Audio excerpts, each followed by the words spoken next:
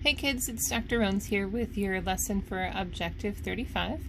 Today we are going to solve equations with expressions on both sides like what we've been doing, but we are going to include now equations with infinite solutions and no solutions. We've up to this point only had equations with one solution. So back in the 80s, before we could binge watch a series, one episode after another, there would be TV shows that you would have to sit down and watch at a particular time, and sometimes they would be continued, and it'd be very frustrating because you'd have to wait a whole week to watch the rest of the story. And they would say previously on, and then they'd talk about whatever show it was, and they'd do a recap of what happened in the previous lesson. Anyway, we're going to do something similar, only we're going to say previously in math class. These are all of the things that we have accomplished, and this is after you did distributive property and combining like terms. You solved one-step equations using addition, subtraction, multiplication, and division. You solved multi-steppers using all four operations. The distributive property and combining like terms were the real-life situations, and now expressions on both sides. But just like the cheesy commercials say, but wait, there's more. But wait, there's more. Tell them what else they can have. Have you seen these commercials? Okay. Enough with the cheesy TV references. Today we're going to learn about how to deal with the weirdos. It's not a math term, right? You probably didn't see that coming. But we're going to learn what to do when we have equations that turn out kind of funny. And so I have a couple examples here of two equations that are kind of showing up kind of funny. I'm going to zoom in here. Okay, let's look at this one. So I could be working on this, combine like terms. So 2x and 2x is 4x. And here's some more I can combine. Oops, I forgot my equal sign. Let me fix that for you. Sorry. Should be an equal sign. There we go. So 4x plus 2 equals 4x, and then 6 minus 4 is 2. And let's say I want to eliminate this 2. What I do on one side, I do the other, and that cancels out. Oh, but it cancels out that 2. And I end up with 4x equals 4x. Well, that's weird. And if I divide that by 4, what? I get x equals x? Is that a thing? Did I do something wrong? Let's try another one. Here I have distributive property. Negative 2x minus 2 equals negative 2x plus 5. Okay, and so I will, let's see, add 2 to each side.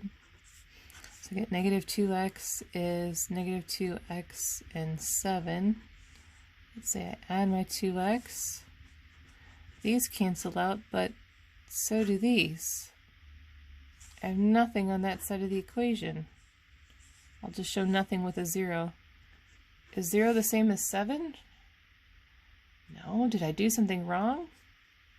So these are the sort of situations that make us say what? Let's go to what kind of relationships are these? So rarely this sort of thing can happen. There are two special situations that I want to teach you. Okay. The first one is this. This is when sometimes we get what's called a mirror image. That's the slang that we use in our class. And that's when we have the same thing on both sides. So let me show you. This is not the same thing on each side, it appears, right? This has parentheses, this doesn't. If I do distributive property, x plus 6 equals 3x plus 6. Okay. Now maybe you don't notice at that point that it's the same thing on each side, and you start trying to solve. And you get 3x equals 3x. Hopefully you notice that, right? What? That's the same thing? But you can take it all the way down to x equals x.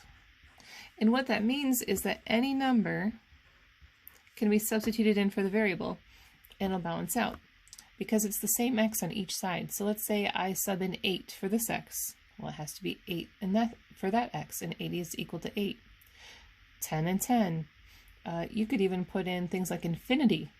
Infinity equals infinity. Pi equals pi, right? So this is called identity, or you can call it infinite solutions.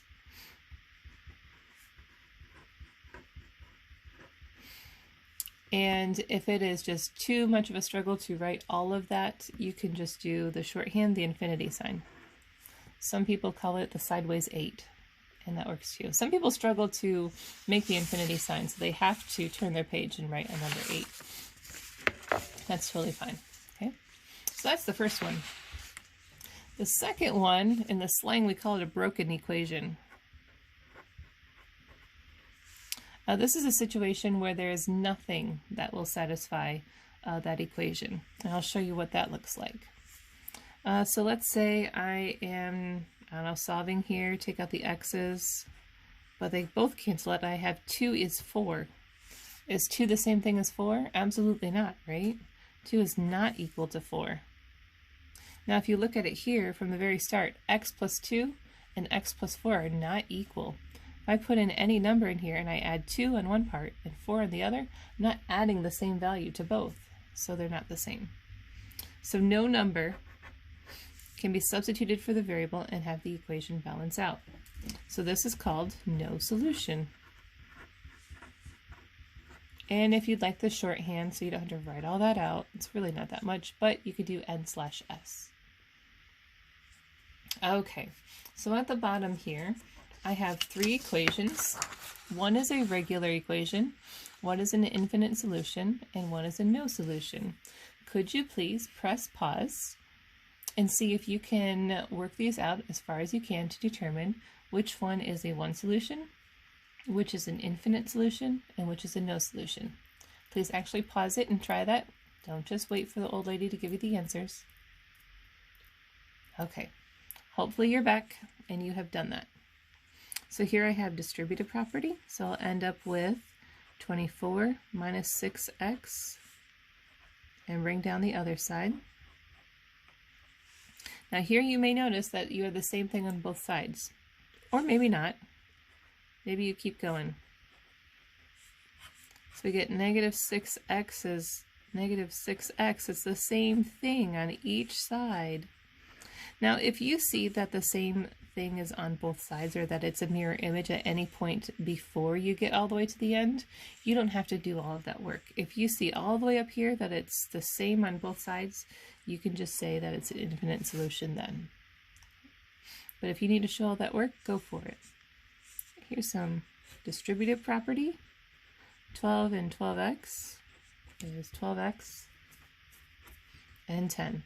Now you might see here that 12x and 12 is never going to be the same as 12x and 10, right? If I have the same number of x's, but I'm adding different things to them, that's never going to balance out. But you can keep on working it out if you'd like, until you get something weird like 12 is 10, but 12 is not 10, right? So nothing can be substituted in for that x to have it balance out. This is a no solution. Okay, that just means we just plop down a 1 solution here. We already took care of the others. We don't even have to worry about that. No, you do have to do it. So let's work it out here. 3 times x is 3x. 3 times 9 is 27. And there's an x there. So combining like terms, I have 4x and 27 is 3 x's. And I have to move the 4. So otherwise I'd have nothing on that side of the equation. So 27 is negative x. Remember, I can make this a positive x as long as I flip the sign on the other side. That's multiplying each side by a negative. Or x equals negative 27. There is only one number that I can substitute in for x and have both sides balance out. Okay, so that's a crash course on one not an infinite solutions. I didn't say from the start, and I should have, my little disclaimer.